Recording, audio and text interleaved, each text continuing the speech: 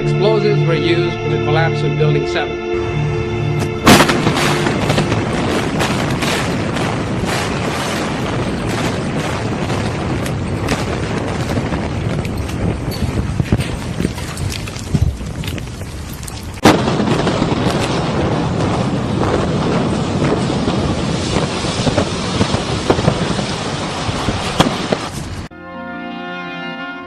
In the 1960s, when the towers went up, they were revolutionary.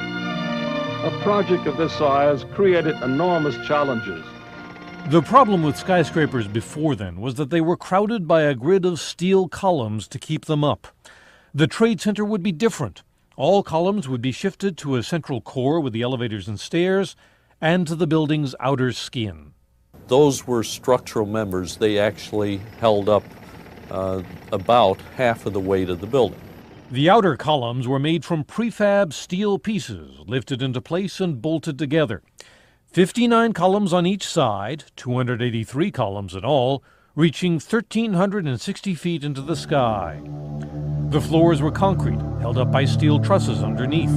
They linked the outer skin to the inner core. So the towers were spacious inside and sturdy on the outside. From a structural engineering perspective, those buildings were magnificent. In retrospect, would it have been different had there been more supporting beams in a greater area around this building? Well, frankly, it's hard to imagine a building having more steel than this structure.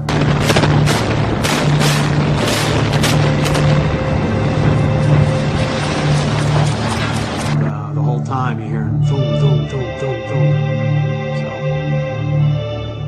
I think I know an explosion when I hear it.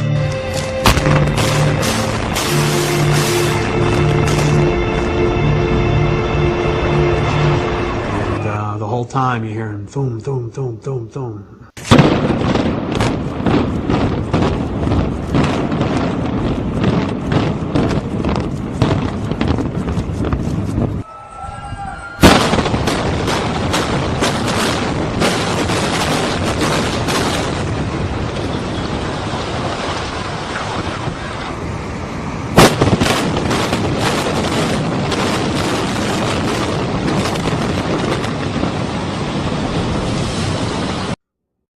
A few blocks up West Broadway, looking toward the World Trade Center in the distance, Ashley Banfield was conducting an interview for MSNBC. You were just told by police that you should move out of your... The mic was set to pick up speech a few inches away. From the involuntary startle response, oh my God, we know explosions are being heard. However, listening closely, we discover that the microphone did indeed pick up the sounds of explosions, but very faintly. Turn up the volume. Listen for a low rumble in the background. You were just told by police that you should move out of your apartment, Fabiana. Yes. You've got Carolina here? Yes. They advised us to leave because we have... Oh my God. This time the sound has been filtered to emphasize low frequencies. Listen for booms like a bass drum in the distance. In fact, you were just told by police that you should move out of your apartment, Fabiana. You've got Carolina here? Yes. They advised us to leave because we have... Oh my God. Here's a different version, filtered to emphasize the mid-range sounds. The bass drum is gone. I would describe the blast sound like a train on a bumpy track. You were just told by police that you should move out of your apartment, Fabiana. Yes. You've got Carolina here? Yes. They advised us to leave because we have... Oh my God. Here's the original sound again. You were just told by police that you should move out of your apartment, Fabiana. Yes. You've got Carolina here? Yes. They advised us to leave because we have... Oh my God. Look behind us. Please pan in this way. Please be careful of your baby. This is it. That's the building coming down. Oh my God. Oh my God. Oh my God. No. No. If you didn't hear the blasts, back up, use earphones, turn up the volume, and listen again. There were 2 blasts, followed by 7 more, regularly spaced, all in 2.5 seconds. Craig Bartmer's testimony may come to mind. The whole time you're hearing boom, boom, boom, boom, boom. I think I know an explosion when I hear it. When we hear the sharp, regular series of sounds in the background, the building has not yet started to fall. When we hear the reporters say, "This is it," this is it, the building has not yet started to fall. The fall of the building corresponds to the crescendo in the crowd response. Here is another street scene with the building in full view. The crowd responds almost immediately as the building starts to fall. This occurs just after the reporter says, "This is it." This is it. Oh my God. Oh my God. Therefore, the blasts we heard occurred seconds before the building started to fall. When Ashley Banfield says, "This is it," it is because she has been previously told to expect Building 7 to come down. The brown building, the tall one, is number 7 World Trade Center. I've heard several reports from several different officers now that that is the building that is going to go down next.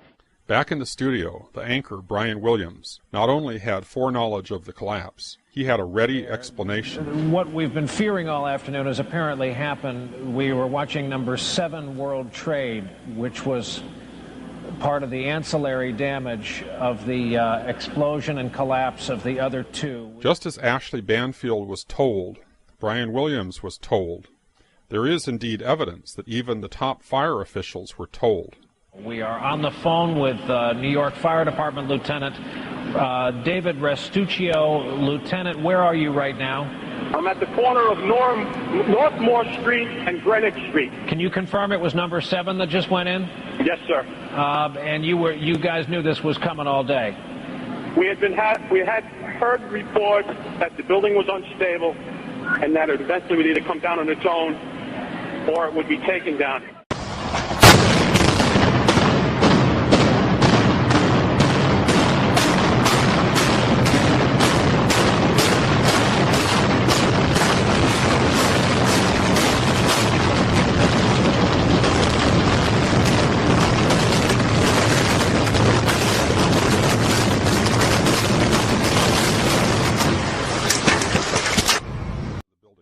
We did not find any evidence that explosives were used in the collapse of Building 7. Yet there was voluminous evidence of explosions. Here's one of the guys who can tell you I'm okay, all right? Here, hold on. You want to call your mother or something? You heard explosions, like boom. We just heard one more explosion. That's about the 4th one we've heard. Craig Bartmer was a policeman who was near Building 7 as it started to come down. It was nothing I would ever imagine seeing in my life. You know,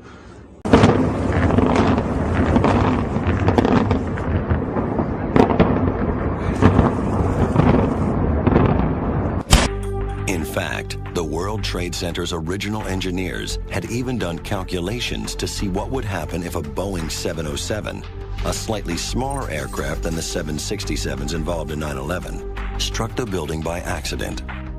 And they concluded that if an aircraft hit, that the buildings would not collapse, that they would be able to take that hit and stand up.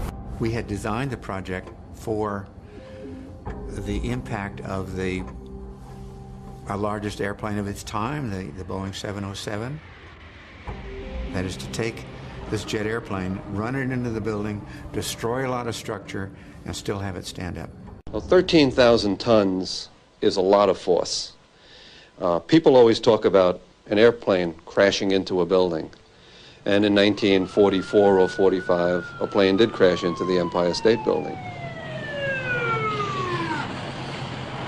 But the largest aircraft flying today, at least commercially, the 747, fully loaded, is on the order of 300 tons.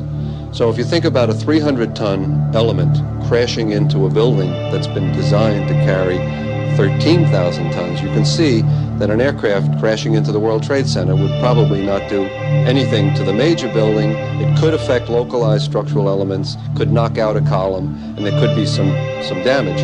But as far as a plane knocking a building over of that type,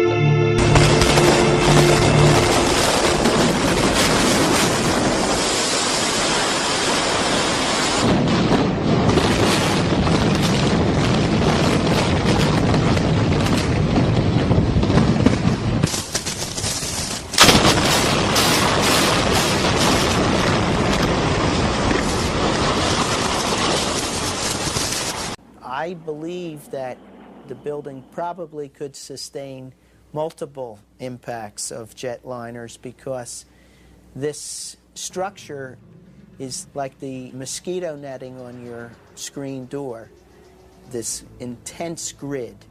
and the jet plane is just a pencil puncturing that screen netting.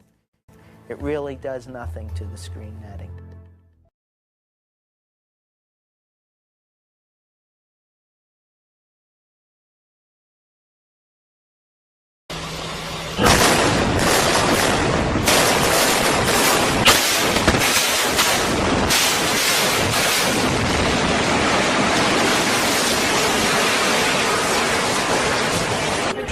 What happened?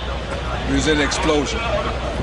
We was in the lobby and the third explosion, the whole lobby collapsed on us.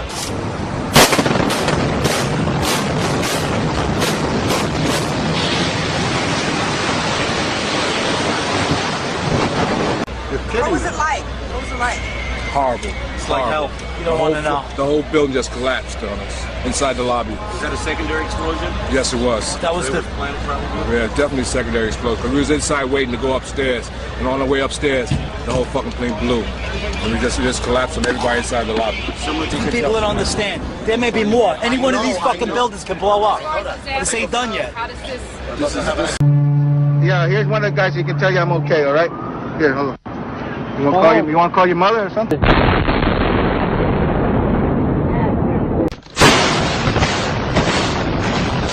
Hours after the attack, many smaller explosions rumbled through downtown.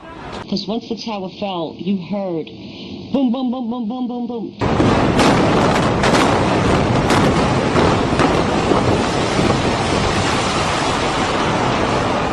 And we heard this boom, boom, boom. They were planning to take down a building. Boom, boom, boom, boom, boom, boom. All the way down. So it was like boom, boom, boom, boom, boom, boom, boom, boom, like that. And then it started to sound like firecrackers. Crack, crack, crack, crack, crack. All of a sudden, it was like bang, bang, bang, bang, bang, like bullet shots. And then all of a sudden, 3 tremendous explosions.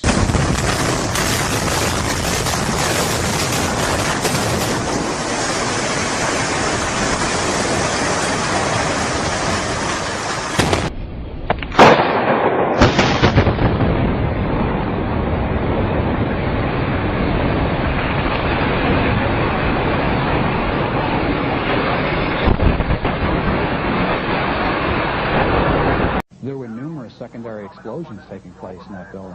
There were continuous explosions.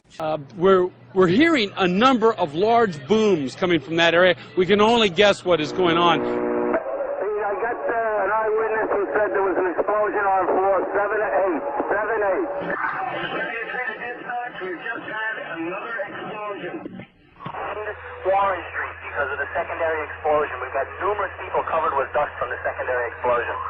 And we got another explosion on the tower, 1013, down with 2, has had a major explosion and what appears to be a complete collapse surrounding the entire area. Who's involved in the secondary explosion? Very high, and the lobby looked as though a bomb had exploded there. All the glass was taken out. There were 10-foot by 10-foot marble panels that were once walls. They were loose from the wall of the Trade Center. I went around by the freight elevator and I could see it was just blown.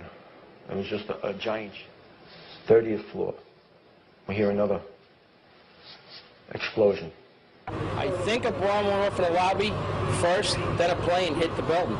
Then we got downstairs. We got to the 4th floor from 82nd floor. And all of a sudden, it was this big explosion.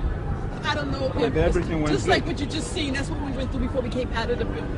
Then when we get out the building, we ran down the steps to the lobby. There was no lobby. Everything was torn up. And even the turnstile was burnt and was sticking up. And they just told us to run. My boss ran out of the office. He said one thing, run. Everybody just ran. And we ran down the stairs. They told us to come back up the stairs. And we were like, come back up the stairs. Are you crazy? So we continued down the stairs. We came outside in the lobby. There was no lobby. The lobby was totally gone. Did you see other people? People. There was a woman there with her face blown off. And as we were coming out, we passed the lobby. There was no lobby. So I believe the bomb hit the lobby first. And a couple of seconds in the first plane. A bit of trouble right now maintaining our location because we just heard one more explosion. That's about the 4th one we've heard. The police are telling us they're...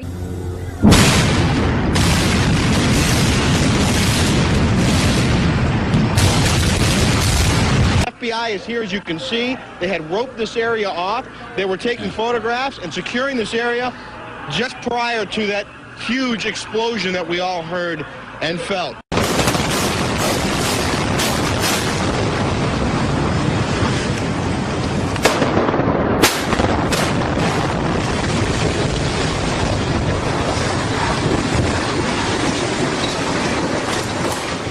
It was just completely stunning. I'm still hearing like little explosions all around, like around my block, but I don't know what's really going on. But just little dooms. That one of the explosions at the World Trade Center, aside from the ones that may have been caused by the impact of the plane with the building, may have been caused by a van.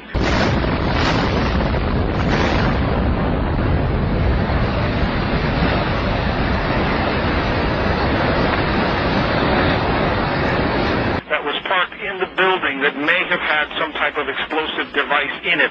So their fear is that there may have been explosive device planted either in the building or in the adjacent area. And that basically he received word of the possibility of a secondary device, that is another bomb going off. He tried to get his men out as quickly as he could, but he said that there was another explosion which took place. And then an hour after the first hit here, with the first crash that took place, he said, there was another explosion that took place in one of the towers here. So obviously, according to his theory, he thinks that there were actually devices that were planted in the building.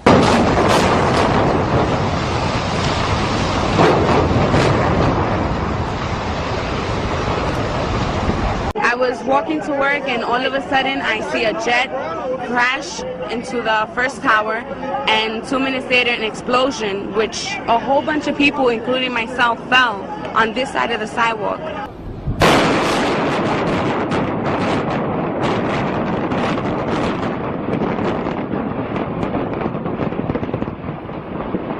We've heard reports of secondary explosions after the aircraft impacted, whether in fact there wasn't something else at the base of the towers that in fact were the coup de grace to bring them to the ground. Well, we have a number of updates. Number one, CNN is now reporting that there was a third explosion at the World Trade Center, probably an explosion from the ground. And more smoke rising from the ground, new smoke.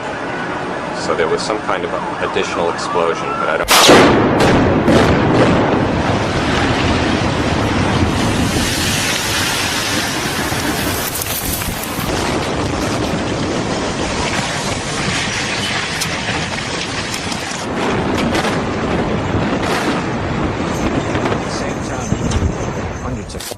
I try to say people, the moment we heard a big explosion coming down, everything just went black. Everything came down, glass started popping, and people got hurt, stuff went on top of them, and it was a big explosion, and everything got dark, real dark. Come down the steps, everything fine until we got to the basement, and then everything just fell in. I got trapped in there with another guy, crawled out, kept getting hit in the head, had bags rolled around, finally clawed our way out over the roll. Yeah. Come on, Don. We did all right. All right, way to be, Tom. Let's go.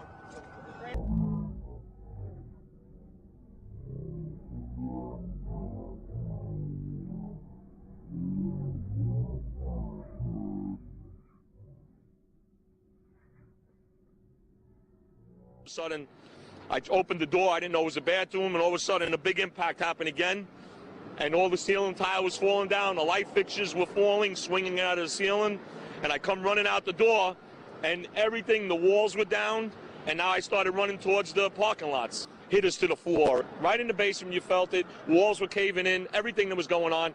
I mean, I know of people that got killed in the basement. I know of people that got broken legs in the basement. People that got reconstructive surgery because the walls hit them in the face. And I know, I'm just... When we came out on the floor, on the lobby, there were still people on the floor, dead on the floor. There was a person encrusted on the floor. Plane, or whether it was something that was exploded on the ground. Generally speaking, for a building to collapse in on itself like that, it would seem to indicate, obviously this is just early speculation, but it would seem to indicate that there could have been an explosion, a bomb planted on the ground. Then a fourth explosion rocks the debris. Collapsing. About 8 minutes after that, a fourth explosion at the World Trade Center, perhaps at the base of the building.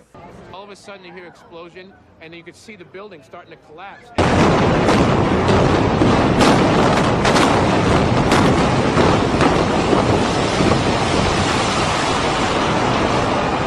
The mayor only saying he did not believe those blasts after the initial impact had anything to do with a gas leak. That was an initial report from the mayor. What's so frightening at this time is that we've heard 3 explosions since both towers collapsed.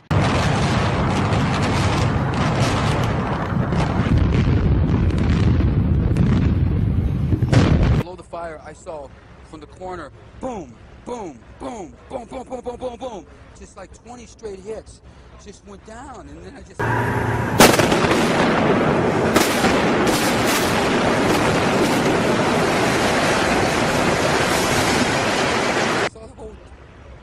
The whole building just went, and as the bombs were going, people just started running, and I sat there and watched a few of them explode.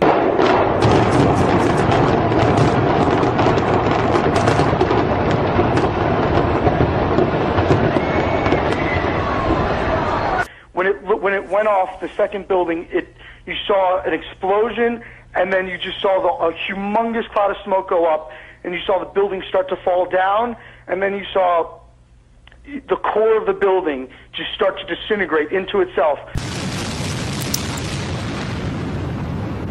I had heard a boom and the ground tremble, and the next thing I know, I was looking up at the roof, and I'm seeing stuff coming off the roof. So I figured my best bet would be to get back into the building so to avoid the stuff coming off the roof. I know as soon as I had gone back into the revolving door, when and the next thing I know is a major explosion, of which I'm now thrown back out through both of these through the revolving door and back outside underneath the overhang where the taxis would come in. I literally thought the subway had exploded and all the cars were putting the land on top of us. It was just so loud. And what'd you do? And then I walked past a subway station, and when after 3 blocks we could finally see, and I saw these people coming out of the subway, and they were worse off than we were. It looked like a bag of cement had just been poured all over them. And I was asking around what happened, because we didn't know, was there a bomb in our building? We were right across the street from a federal building, so I assumed that's what got hit. Mm-hmm. And then the woman from the subway goes, no, the bomb was in the subway. We all thought we were right in the center of the bomb. This was the result of something that was planned.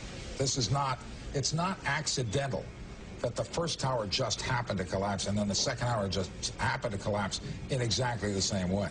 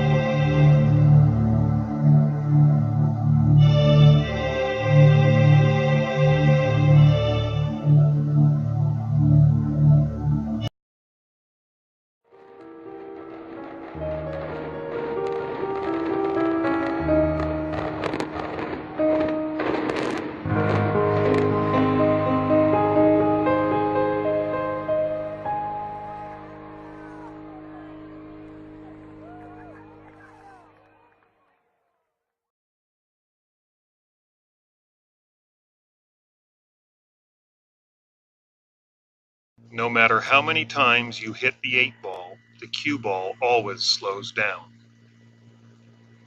No matter how many times you hit the nail, the hammer always slows down.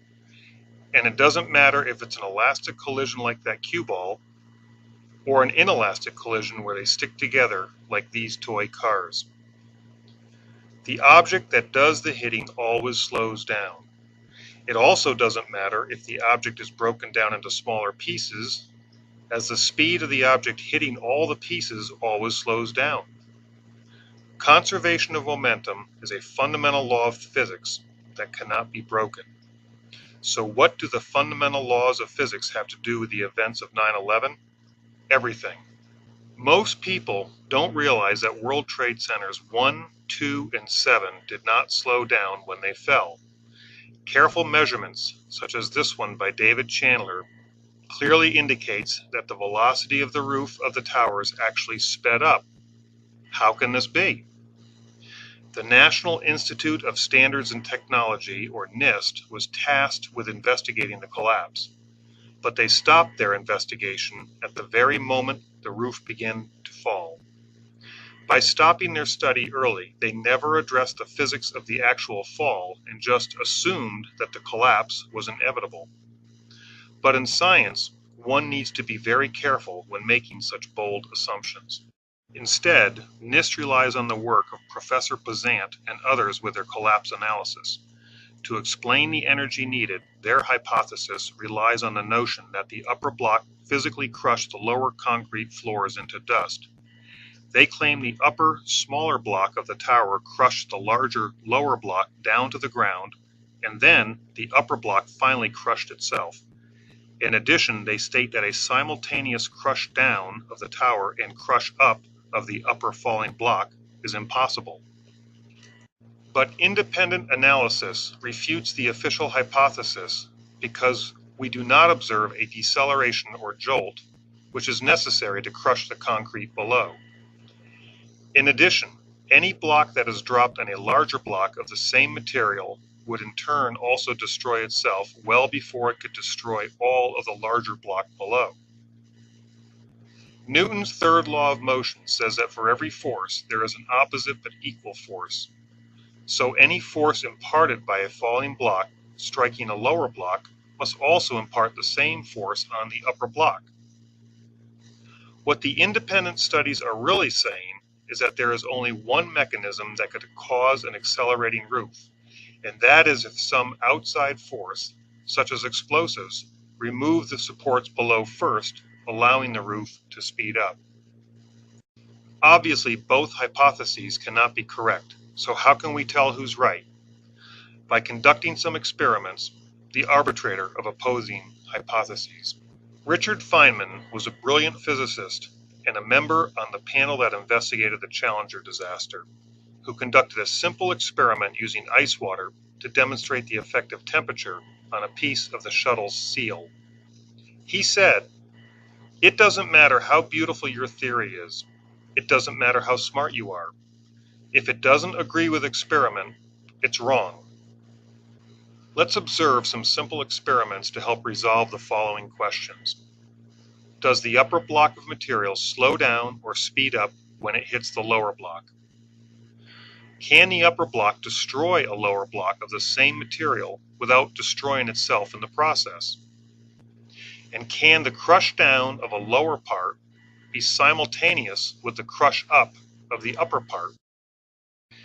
In order to control the direction of the falling blocks, I built a frame guide rail system out of aluminum angle that was slightly larger than my test blocks. My first material was ice. Raising the top block, I let it fall on the lower block and observed the results. The first thing I observed is that the top block decelerates very rapidly.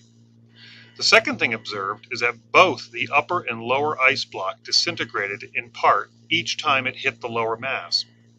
The ice was difficult to completely break, taking over 100 drops to reduce its size, which is why only excerpts of this video is shown here.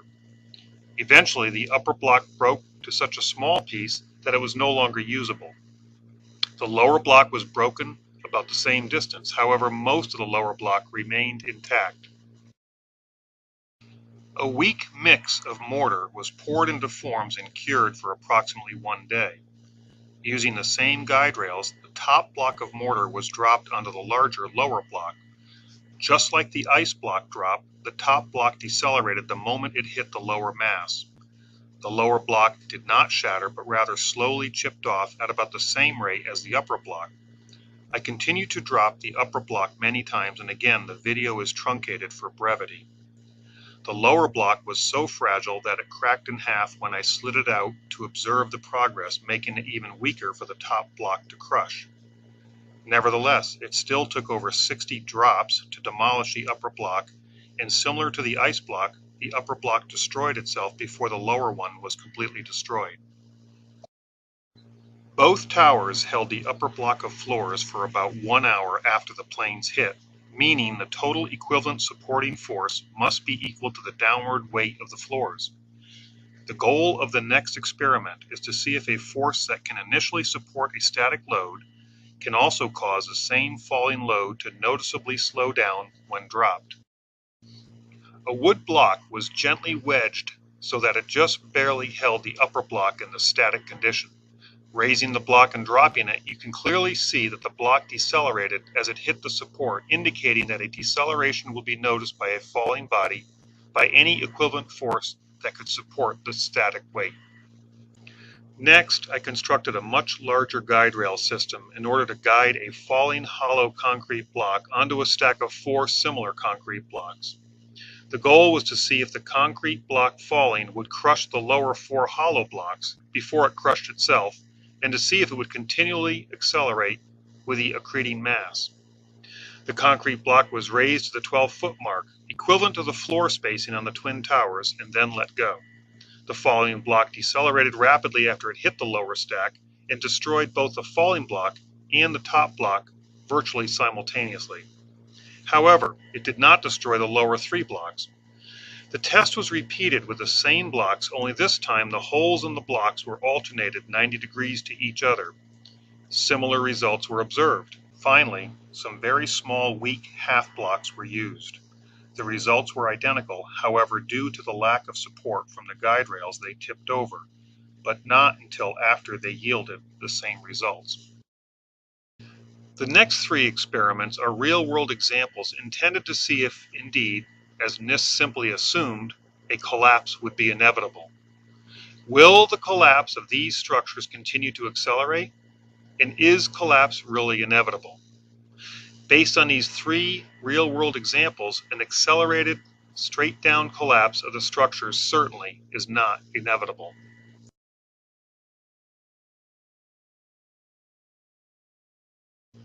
These are simple experiments, but like Feynman's ice water used for the space shuttle, they demonstrate fundamental laws that will not be fooled by the so-called experts, even with all their funding and fancy equations.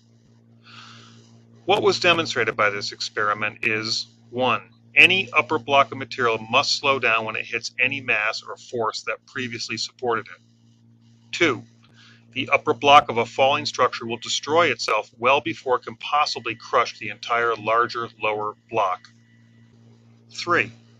The crush down of the lower block can be virtually simultaneous to the crush up of the falling block. The fact that the upper block of the World Trade Center was observed to speed up cannot be explained with a natural gravitational collapse. What you are observing are rapidly timed explosives blowing out the supporting structure, allowing the roof line to accelerate. Explosives also account for all other evidence found, such as the eutectic steel found by FEMA, the iron microspheres found by the USGS, and the high explosive active nanothermite found in the dust, none of which was addressed by NIST. Perhaps there are experiments that support the official hypothesis that match what we observed, but I cannot think of one. There is no sense trying to support the official position with words until such time as a repeatable experiment that clearly demonstrates what we observed can be presented. Since the experiments does not match the Bazant hypothesis, it's wrong. NIST's assumption that the towers collapse was inevitable is also wrong. The controlled demolition hypothesis is the only one that can be supported by experiment using the scientific method. Always remember the thousands of people that were intentionally murdered that day, and the unnatural acceleration of the towers that defy the laws of physics without assistance from explosives the next time you hit a nail with your hammer or play a game of pool.